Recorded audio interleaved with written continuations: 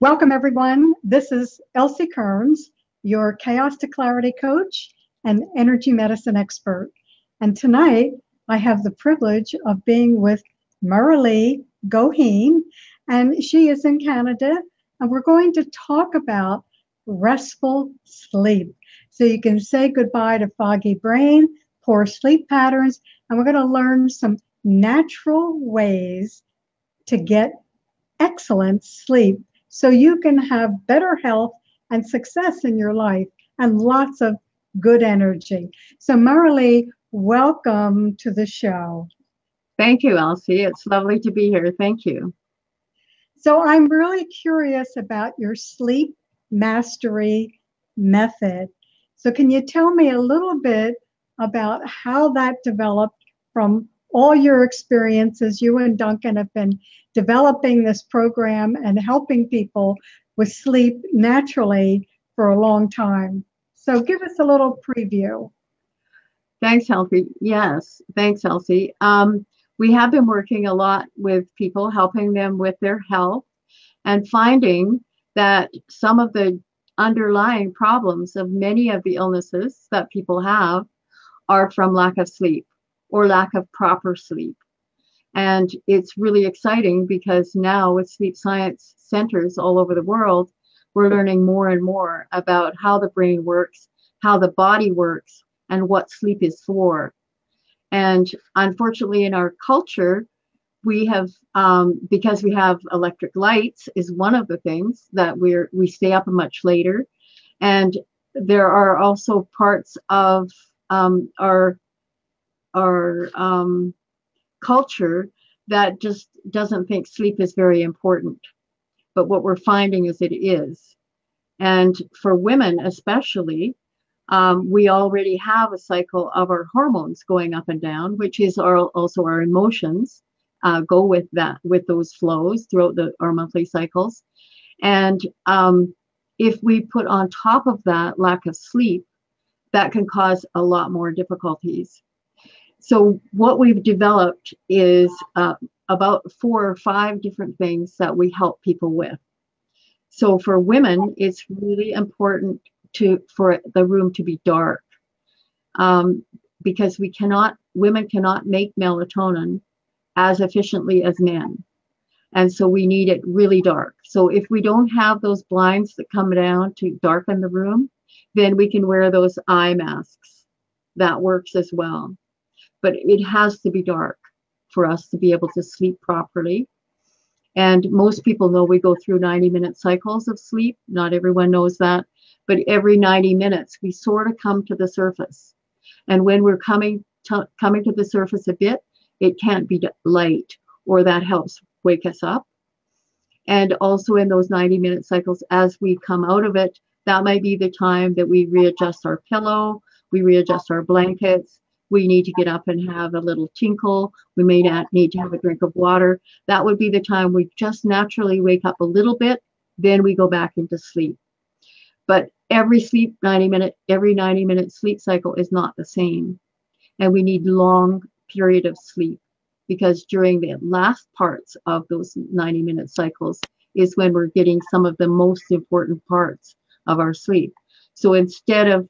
So if we think we can get enough sleep in 6 hours, really what we're doing is cutting off those last 2 or 3 hours that we really need to be able to emotionally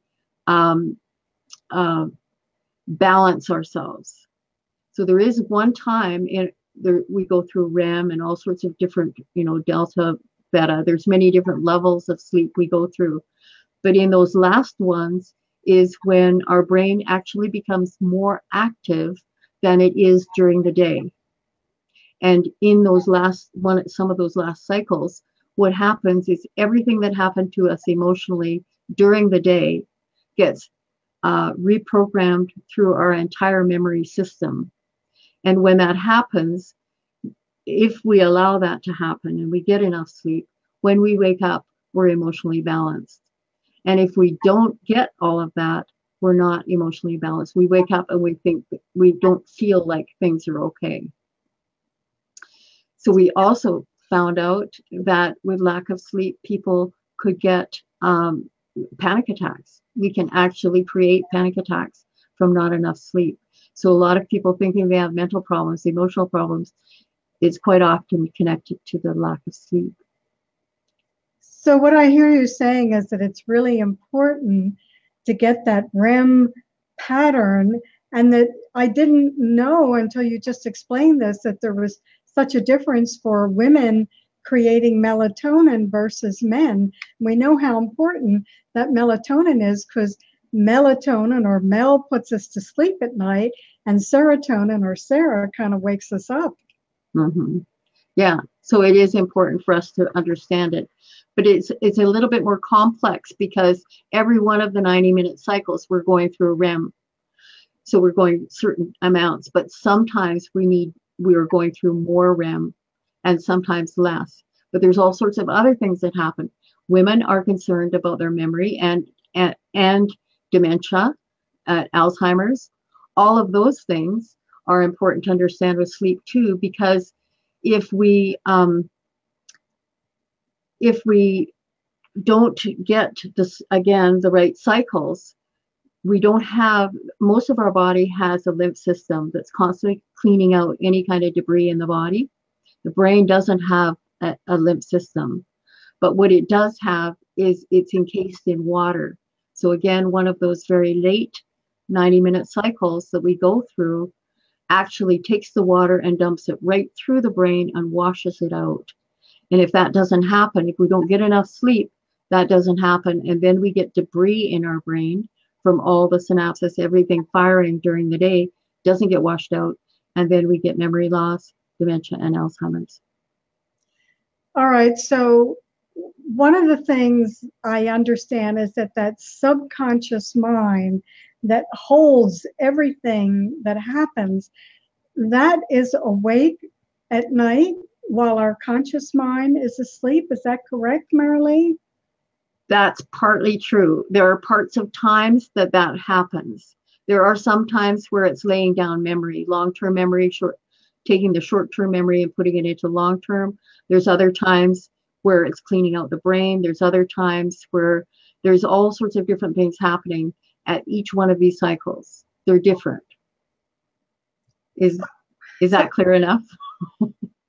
Okay, so what are some of the, I know that you have some tips that we can use to help us with really getting good sleep. What would you suggest? Okay, and then I'll also talk about the program that we have. Okay. So some of the tips, one of the most important tips is to learn how to relax. And we need to learn to relax during the day, and also learn to relax when we're laying in bed before we've fallen asleep. We need to know how to relax our tongue, relax our mind, and to start breathing deeply. If we don't breathe deeply, we'll always be breathing up here, and then we're in our linear mind. And it's our linear mind that worries. It's our linear mind that obsesses. And so if we want to shut our linear mind, our worrying mind down, we need to slow our breathing down. Deeper, deeper breathing, slower breathing. And our tongue is one of our biggest muscles, so it's easy muscle to relax. If we relax our tongue, sometimes our jaw will relax, our face will relax a bit more, and we'll learn to relax. And once we're relaxing and breathing deeper, then we can easily slip into sleep, into the alpha. So that's the first step of sleep in waking and slowing is alpha. So that it's sort of sleeping and it's sort of not. It's sort of halfway in, and then we can move into the deeper sleep. So relaxation is important. And one of the other things with relaxation to remember is that we cannot have a feeling ever unless we've already entertained a thought. So every one of us, Elsie, you and me, all of us, we have thoughts going through our mind all the time. It doesn't mean we have to entertain them.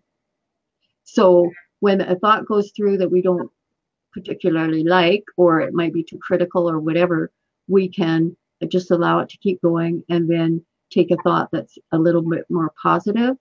We do deal a lot with the inner critic, trying to calm that one down and get our inner cheerleader moving a little better. so that we start talking, our self-talk is a little better, a little bit more positive, then our thoughts can be a bit more positive, then our emotions follow. So that's a little tip, if that's helpful, is relaxation and thinking, feeling. So I do have a question here from someone, and they want to know, what does it mean when you're grinding your teeth? Okay, grinding your teeth is usually a sign that there is stress in the body and that you're not relaxed. It could be also a side effect of a drug.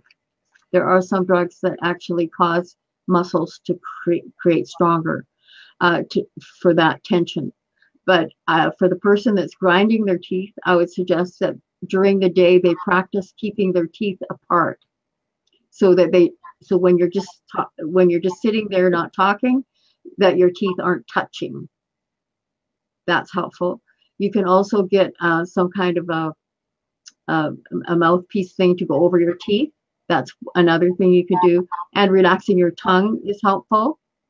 And then learning, like there's some very easy yoga practices where it was the first one I learned in college because I had insomnia, is to just focus on your toes, relax your toes till they feel heavy, then go to your arches, do the same thing, then go to your heels and slowly work up your body relaxing. Or you can take it from the top, relax your scalp, relax your eyes and temples, relax your jaws, relax your mouth, your teeth. So the idea of connecting with our body and getting it to relax. Sometimes also with grinding your teeth, it can be emotional. You might be angry at something, you might be frustrated about something, and it may be that you need to have some counseling around that. Okay, is that helpful? Yes, I think it does. And I want to just thank Charlotte and Kimberly Ann for checking in and being on the broadcast. Some of the other people, I'm checking in and seeing who all is with us, and I want to thank them tonight. So go ahead, Marilee, with some other tips that you have. And I also want you to explain your, what you want in that sleep mastery program. The program as well.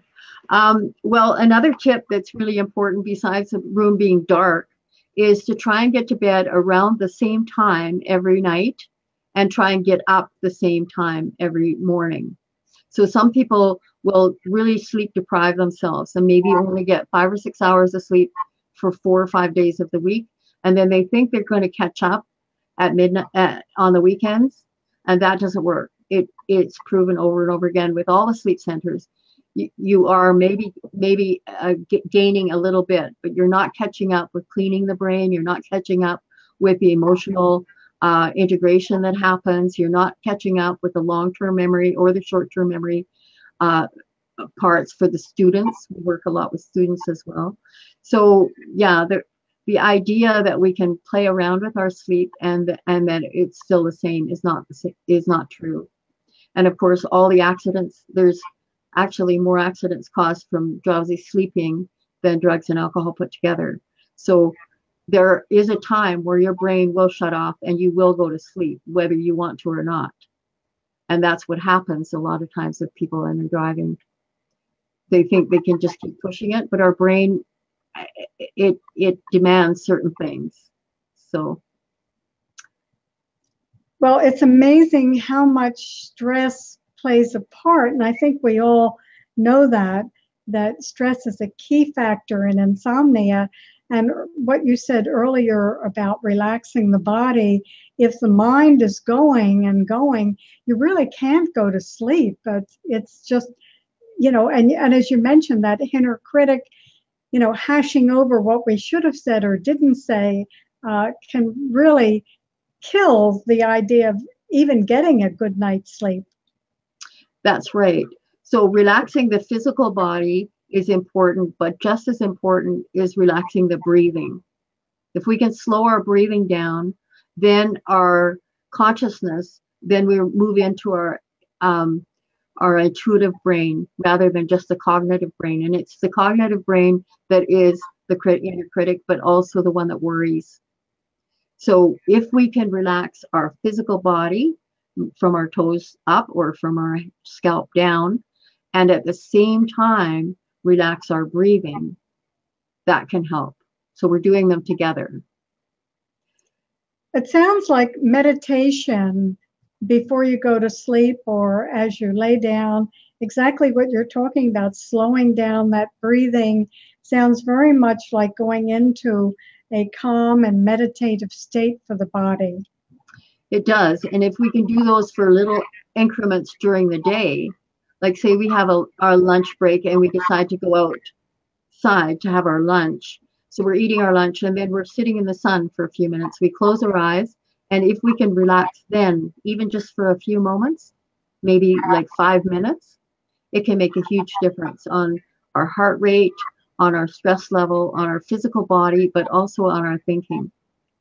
So it's helpful during the day as well to just have those times to relax. And also when we're driving, to remember that we don't have to squeeze the wheel. We can relax a little bit. We can relax our jaw. We can relax. So when someone's struggling with insomnia or sleep issues and they come to you, I know you have this sleep mastery method that you take them step by step. So tell us a little bit about that program. And I'm going to put your website up on the replay so people can find out more about it as well. Thank you, Elsie. Yes. So we do a number of things. One of the things we do is some counseling to listen, to find out what the problem is, because we're not all the same people. Like everybody has a little bit of differences of what's going on in them.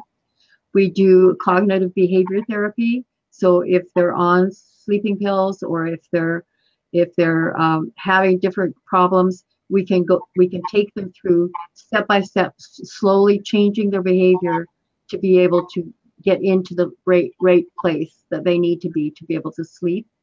We do relaxation. We have a very powerful program that is downloaded digitally that is to do with energy medicine. It works with the vibration. And as you know, every cell in our body, every atom in our body, every atom all around us is always vibrating. So what it does is it brings the vibrational level back to normal. So that's something that people get in the program. And then once they have it, they can play it as often as they like. For some people who have stress as well, they may get the stress program as well as the insomnia program. So it depends on where they are and what they need. And they can, when they listen to the program, they can actually be asleep to listen to it. It's as effective when they're sleeping as it is when they're awake, because it's working on the vibrational level. We also do energy healing. We do a form of healing called pranic healing, and it originated in the Philippines by a Chinese healer, Master Choa Kok Sui. And with that, we can distantly measure all the chakras, all the energy fields, and find out what's wrong and help rebalance that person. So those are some of the really different programs that we have that really help. And when you put them all together, we can have great results. Well, I am familiar with pranic healing. I did take a course years ago from Master Choa.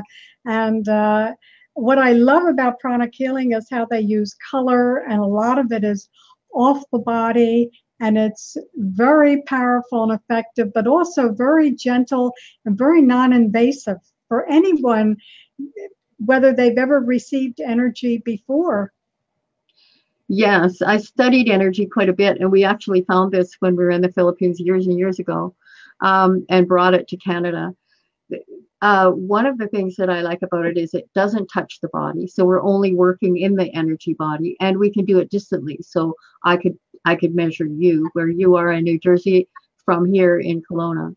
So the distance doesn't have an effect.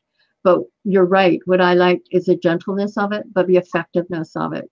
Mm-hmm. And in understanding it and teaching it and learning it, it understands the energy system better than any system I've seen out there. And I used to do other kinds. I was a Shen practitioner, which is part of Qigong. Yes. years ago. Mm-hmm. Well, we have a master Qigong person with us, Karen Schlachter. Hi, Karen. I Good. haven't had a chance to talk to you in a while. She just joined. Yes, all of those, as you pointed out actually a few minutes ago in your conversation, when you were talking about the cells of the body, how everything literally is vibration and energy. And through your program, you're actually helping people change their energy, change that vibration so that they can sleep and experience deep sleep and rejuvenation. We need that to rejuvenate. And I also was fascinated about how the brain takes care of that debris, why it's so important. I hadn't heard about that before. Right. And as people age, both men and women, as they age, sometimes they can't stay asleep as long as they used to. And partly sometimes it's because they're not physically active during the day. So they're not tiring themselves.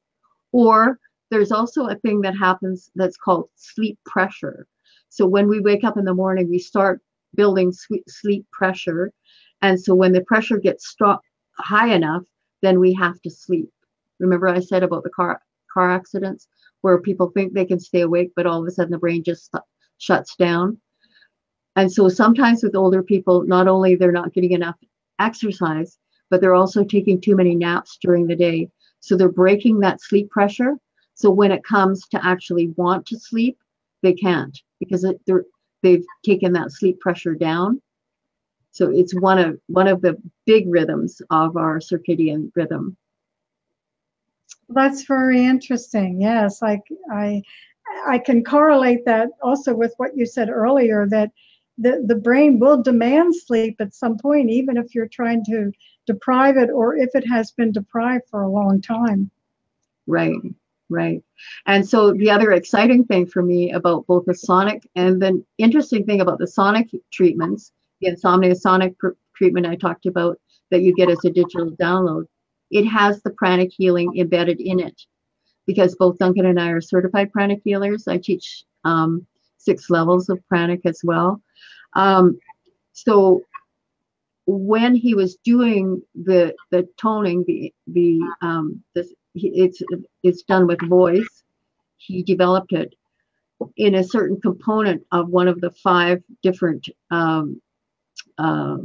programs that you get. It's inside the insomnia program. 2 of those actually have the pranic embedded in them. So they're getting a complete insomnia program, which is taking out all the stress that was there before there's anything added. So all the old stress, like sometimes that's one of the problems we're not sleeping, is we're worried about or concerned about or reliving some trauma from before. So if those get removed, then it's easier to move forward in life. Well, I can certainly understand from what you're saying how people that have experienced certain traumas or war or how that, post-traumatic stress syndrome can also deeply affect sleep. Mm-hmm. Yes, and we work with a fair amount of people that also have physical pain. So the physical pain might be keeping them from going to sleep, or they might be able to get to sleep, but then it wakes them up, or it wakes them up and then they can't get back to sleep. Yeah. So we also work with pain. We show people how to turn their pain down with a pain dial. There's all sorts of tricks and different stress things that we help people with, depending on where they're coming from.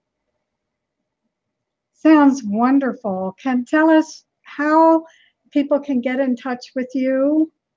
Your website I have here, globalhealthify.com.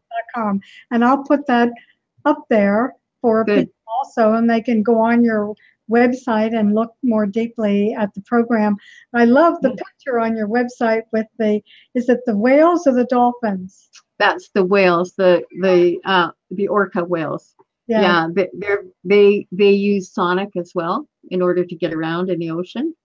And they're very highly intelligent beings as well. So yeah, Duncan has a very strong connection with them. So that's why they're connected to his work. Yeah. Well, thank you so much for helping us understand a little better about sleep and all the different parameters around it. I'm really fascinated by it, and it's something I struggle with on and off, and I know that's just being too geared up. And everybody in America, as you said earlier before we went on, is like the Energizer Bunny. Yeah. And the other important little tip is to not have any screen time for an hour before you go to sleep, because that blue light just revs up our brain and it makes us feel like we're awake. So if we can shut off all the screens, if we are going to watch TV, it has to be something that's mellow, that isn't too action-packed. If we want to watch some kind of mellow thing, maybe that would be okay, but certainly not something held close to us like the iPads and the phones and all that. That really needs to be taken away so that our brain can start slowing down in order to get to sleep. Right. That's another little tip. Great. And then also, if people are on the computers and the iPads and the iPhones, in addition to the blue light that you're talking about, it's all that EMF, that electrical magnetic radiation that that doesn't help either, as far as trying to relax the brain. Yeah. That's right. That's right. So sleep is good for the physical body as well, but it's mainly for our brain. Yeah. Mainly for our brain.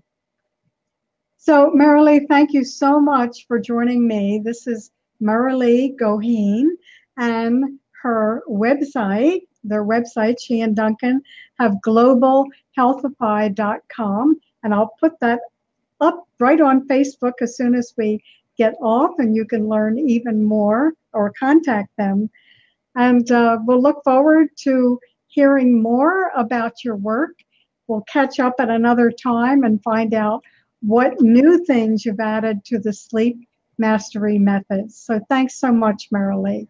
Thank you, Elsie. Thank you. Thank you, everyone. This is Elsie Kearns, wellnesswithelsie.com, your Chaos to Clarity coach.